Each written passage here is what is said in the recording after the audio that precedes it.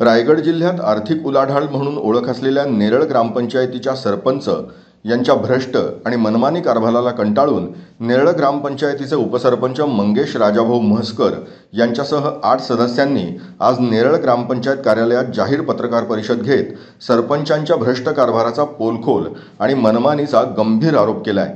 आपल्या सदस्यपदाचा राजीनामा देत असल्याचंही त्यांनी यावेळी जाहीर केलं. मित्रांनो, आम्ही महाविकास आघाडीचे 9 सदस्य आज नेरळच्या भ्रष्ट कारभाराला कंटाळून राजीनामा देत आहोत. बाकीच्या सगळ्या गोष्टी आपण पत्रकार परिषदेमध्ये बोलणार आहोत.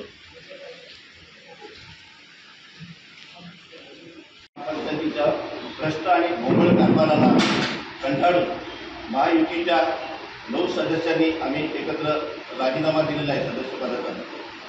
या पत्रकार परिषदेसाठी उपस्थित शेतकरी कामगार पक्षाचे चिठ्ठी, आमचे मार्गदर्शक रामशेठ राणे, भारतीय जनता पार्टीचे मंडल अध्यक्ष राजेशजी भगत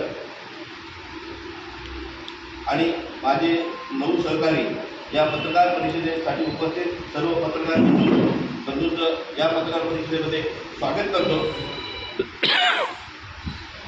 आमच्या वॉर्डामध्ये आज आमदार महेंद्रशेठ थोरवेंमुळे आम्हाला प्रत्येक वॉर्डमध्ये आम्हाला कामं आहेत. नाहीतर ग्रामनिधीतून आम्ही कुठलंच काम करू शकत नाही ग्रामपंचायतच्या माध्यमातून.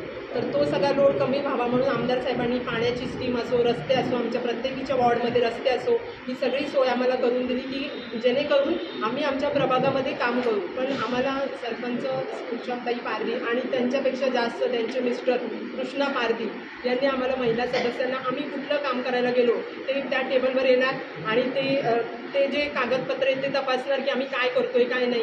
ॲक्च्युली ते एक कर्मचारी असताना त्यांना हा अधिकार नव्हता. पण आम्ही सरपंचबाईंना पण वारंवार समज दिली की बाबा तुमच्या मिस्टरांना तुम्ही सांगा की आम्ही महिला सदस्य आहोत, आम्ही आमच्या वॉर्डातली प्रभागातली कामं घेऊन येतो. पण त्यांनी पण त्या गोष्टीकडे दुर्लक्ष केलं आणि त्या दोघांच्या मनमानी कारभाराला कंटाळून आम्ही वरिष्ठांकडे पण ही वारंवार तक्रार केली. वरिष्ठांच्या मार्गदर्शनाने आणि सल्ल्याने आम्ही शिंदे गटाच्या सर्व महिला सदस्य पण राजीनामा देत आहोत. नेरळ ही सर्वात मोठी ग्रामपंचायत आहे. शिंदे गटाचे या ठिकाणी सर्वात जास्त सदस्य असताना सुद्धा आणि आपल्याच शिंदे गटाचे सरपंच या ठिकाणी आहेत आणि आपण वारंवार म्हणत आहात की आम्ही आमदार साहेबांकडे तक्रारी करत आहोत वरिष्ठांकडे. तर आमदार साहेब या ठिकाणी लक्ष देत नाहीत का? माझं कर्मचाऱ्यांचंही आंदोलन झालं, त्यांनी लक्ष दिलं नाही.